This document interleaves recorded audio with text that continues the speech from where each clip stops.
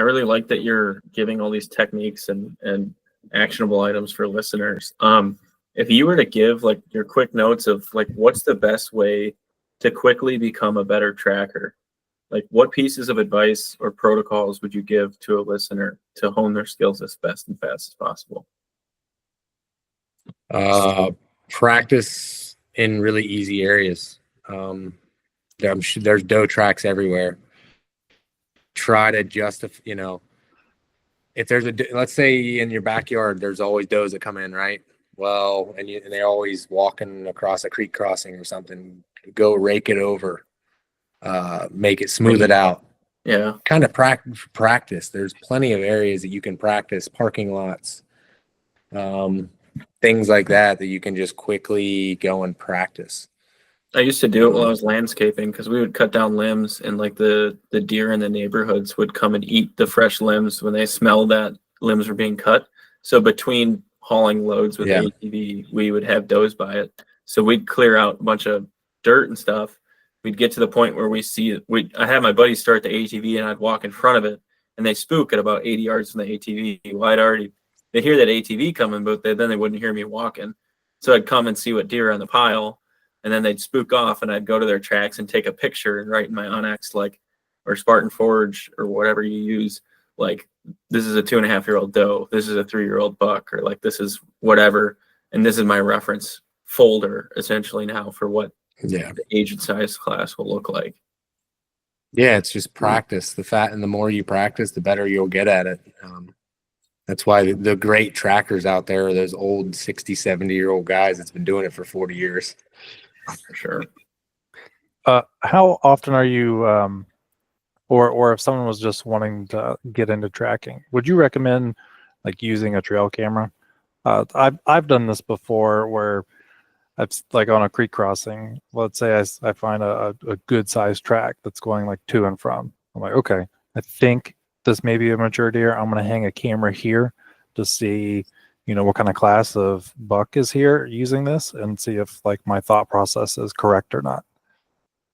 I personally don't, because I don't find, a lot of deer that I've ever targeted don't use the same paths more than once. Like they do, but it's off of a trail system. They don't, I very, very rarely find a buck crosses right here more than once.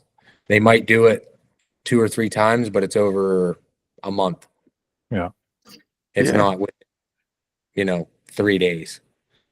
And that was just from, again, snow, watching bucks go to and from a food source, and they didn't use it. They were within 100 yards, but they weren't over top of each other.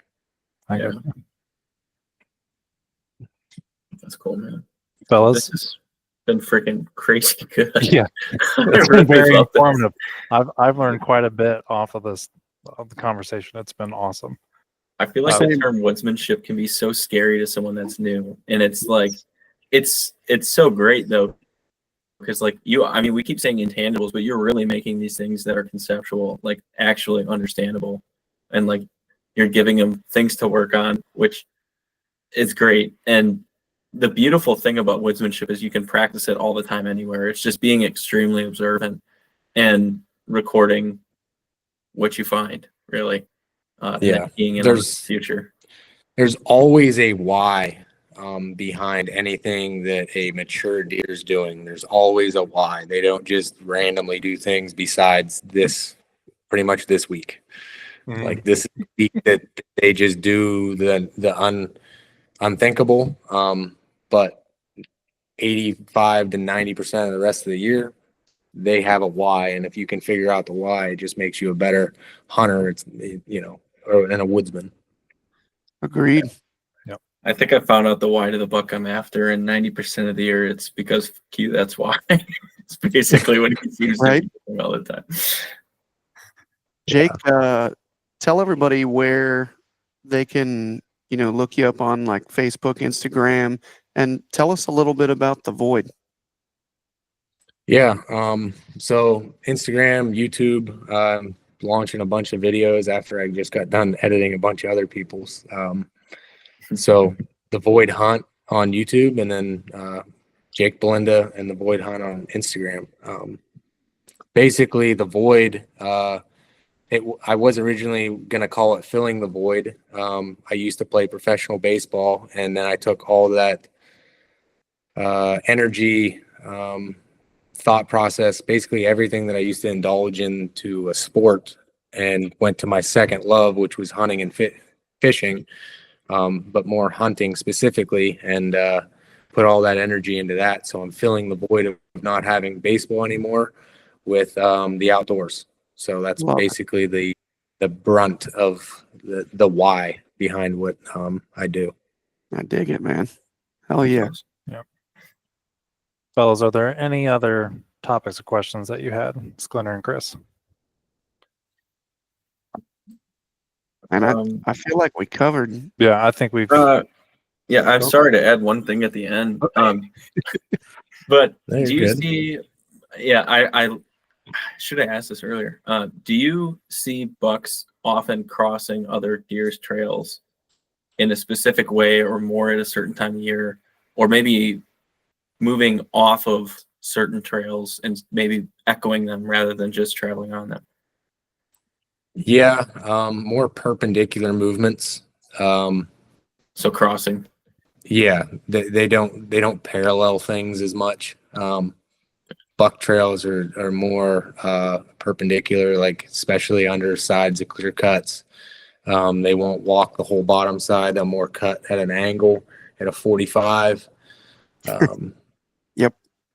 It's kind of crazy, and this is all basis off of literally following them in the snow, and like being like, because when you follow something and then physically can look at your track and what they did, and then analyze it and be like, that deer walked exactly right there, and then all of a sudden you walked 11 miles in a day and you never caught up to him.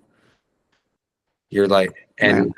you never seen him, and you know it was within a couple hours, and then you go back, that sat in a tree, and they're like, I didn't see anything all day, and you're like, this deer didn't stop moving all day, and nobody's seen him. It just tells you like how methodical and how they know how to avoid things. It's just, Yeah, deer are and they've moving. kept them off of their tail too. Like that's impressive Yeah. too with you on Yeah. them. I think that foliage sometimes, I don't know if you've ever seen it with foliage on, but I think the only time I see them relate to edge, of course, right? But and we all seen that. Yeah. But when they sometimes opt to loop around, I find that it's because there's a stark contrast in the two edges, like in height, and the foliage creates a wall that channels air current.